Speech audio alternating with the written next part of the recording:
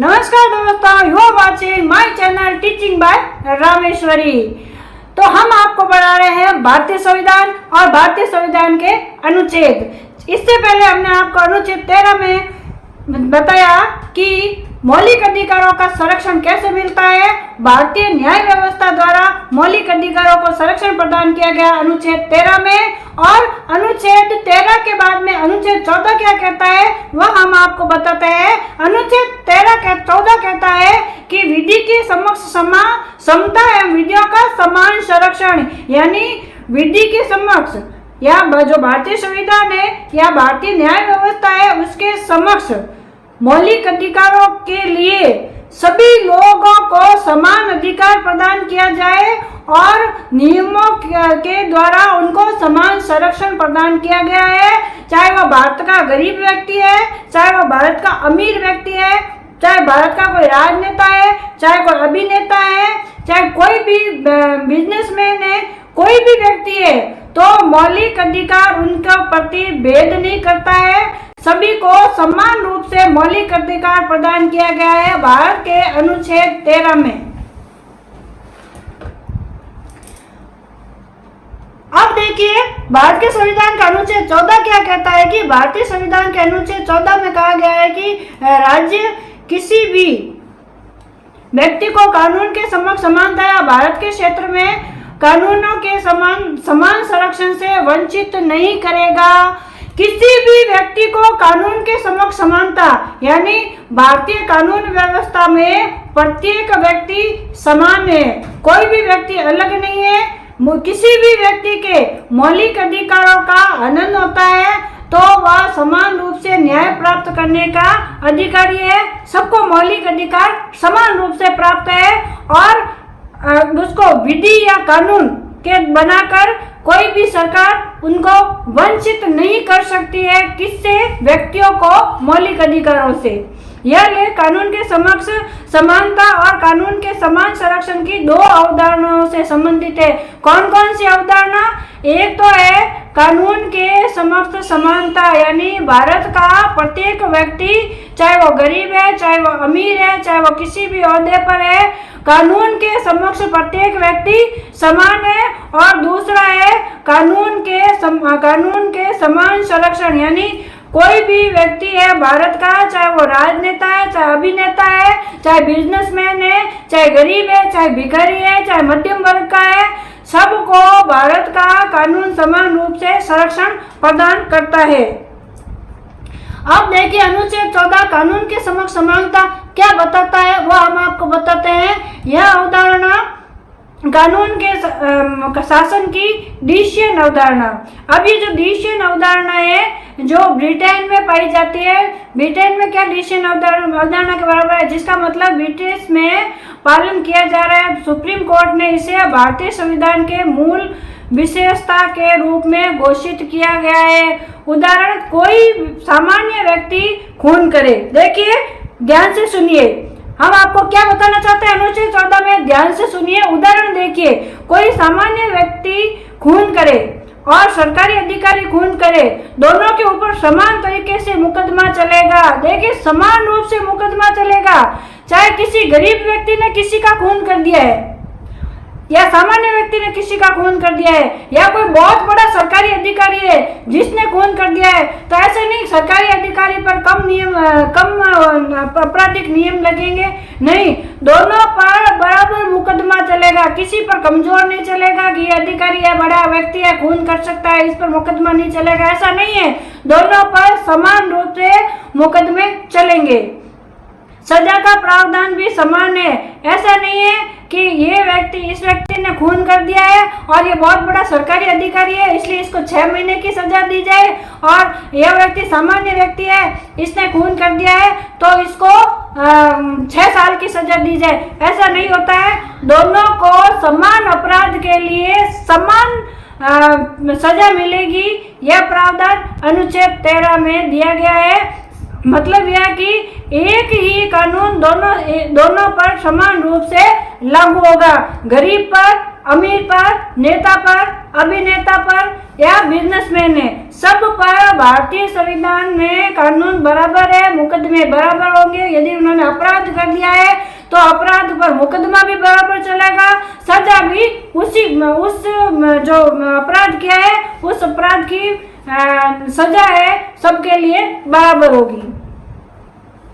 कानून का समान संरक्षण यह अमेरिकी संविधान से प्रेरित एक सकारात्मक अवधारणा है। अब देखिए, इसको सकारात्मक अवधारणा क्यों कहा गया है, नकारात्मक अवधारणा क्यों नहीं कहा गया है? क्योंकि ये एक बहुत ही अच्छी बात है कि भारत में संविधान में सभी व्यक्तियों को समान अधिकार प्रदान किया गया है। न्याय का समान अधिकार, सबको समान रूप से न्याय मिलेगा, सबको कानून का समान संरक्षण दिया गया है, इसलिए इसको सकारात्मक अवधारणा कहा गया है। इस अवधारणा के अनुसार समान रूप से स्थित सभी व्यक्तियों के लिए समान कानून समान रूप से लागू होना चाहिए।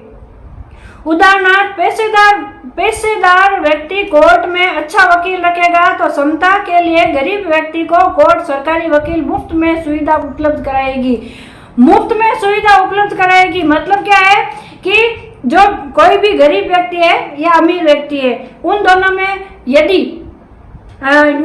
में या अलग अलग उन पर कोई केस चल रहा है तो अमीर व्यक्ति जो है वह अपना वकील चुन सकता है, वकील को मन चाहे फीस दे सकता है, लेकिन गरीब व्यक्ति किसी को फीस नहीं दे सकता है, लेकिन उसको अधिकार तो है कि वो न्याय प्राप्त करे। तो न्याय प्राप्त करने के लिए वह उस व्यक्ति को भारतीय गवर्नमेंट या भारतीय न्यायालय खुद वकील प्रदान करती है। वह केस लड़ने के लिए उसको फीस नहीं भरनी पड़ती है। इसलिए यानी भारत में न्याय सभी व्यक्तियों को समान रूप से प्राप्त है या कानून का समान रूप से संरक्षण है। यदि अमीर व्यक्ति वकील फीस से वकील कर सकता है और तो कोई व्यक्ति यदि वकील करने के लायक नहीं है तो सरकार या न्यायालय खुद उसको वकील प्रदान करता है अपना केस लड़ने के लिए।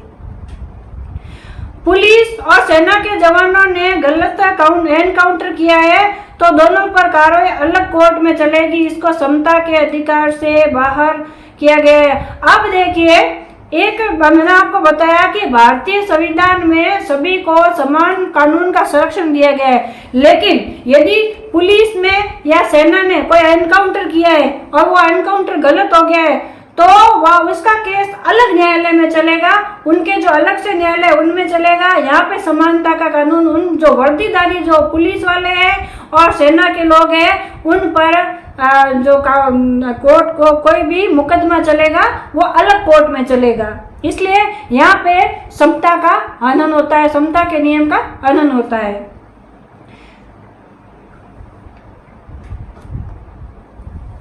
अनुच्छेद 14 भारतीय नागरिकों और विदेशी दोनों पर लागू होता है। अब देखिए, भारत में यदि कोई व्यक्ति आ गया है और भारत में रह रहा है तो यदि वो विदेशी है या भारत का नागरिक है, दोनों को समान रूप से अधिकार दिया गया है। कानून दोनों को समान रूप से संरक्षण प्रदान किया गया है, क्योंकि भारतीय संविधान में समता का जो अधिकार है उसमें नाम कुछ भी नहीं लिखा गया। क्या लिखा हुआ है? व्यक्ति। क्या लिखा हुआ है? व्यक्ति। वहां पे कोई ऐसा नहीं लिखा हुआ विदेशी, देशी, स्वदेशी कुछ नहीं लिखा हुआ है। वहां पे व्यक्ति को समता का, देश में रह रहे व्यक्ति को समता का अधिकार प्रदान है, कानूनी संरक्षण प्रदान है, तो व्यक्ति नाम दिया गया है। इसलिए यदि वह व्यक्ति विदेशी है और भारत में रह रहा है या फिर भारत का ही नागरिक है, सब पर समान रूप से लागू होता है।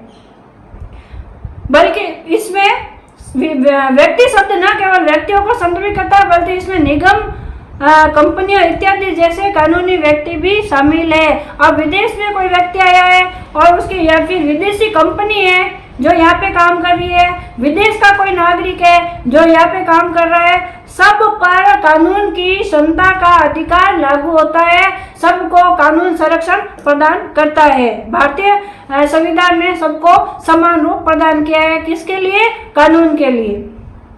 कानून के समक्ष नियम के कुछ अपवाद भी है। अब देखिए, हमने आपको बताया कि भारतीय संविधान में चाहे कोई गरीब व्यक्ति है, चाहे अमीर व्यक्ति है, चाहे नेता है, चाहे अभिनेता है, चाहे सरकारी अधिकारी है, चाहे कोई बिजनेसमैन है, चाहे कोई विदेशी व्यक्ति है, सबको समता का अधिकार प्रदान है, कानून का संरक्षण प्रदान किया गया है। लेकिन कुछ ऐसे अपवाद भी है जहां पर समता का अधिकार है वो लागू नहीं होता है। क्या है देखिए, संसद या राज्य विधानमंडल। देखिए वापस ध्यान दीजिए, संसद और राज्य विधानमंडल के सदस्य, संसद और राज्य विधानमंडल के सदस्य से क्रमशः संसद या राज्य विधानमंडल में डाले गए वोट या उनके द्वारा कही गई किसी बात के लिए अदालत में पूछताछ नहीं की जा सकती है। यानी संसद और राज्य विधानमंडल में यदि किसी व्यक्ति ने वोट डाले गए हैं या वहां पे चर्चा की गई है तो उस पर अदालत पूछताछ नहीं कर सकती है। कोई भी व्यक्ति उस पर मुकदमा नहीं चला सकता है कि इसने मेरे खिलाफ गलत बोल दिया। पद की अवधि के दौरान, देखिए पद की अवधि के दौरान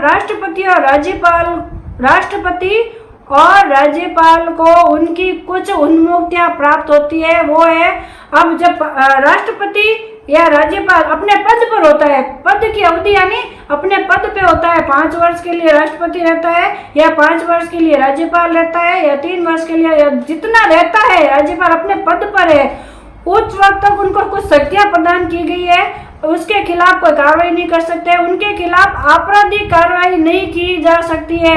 भारत के जो महामहिम है राष्ट्रपति है और राज्यों के जो महामहिम है राज्यपाल है, उनके वो जब अपने पद पर है तो उन पर कोई भी आपराधिक कार्रवाई नहीं की जा सकती है। 2 महीने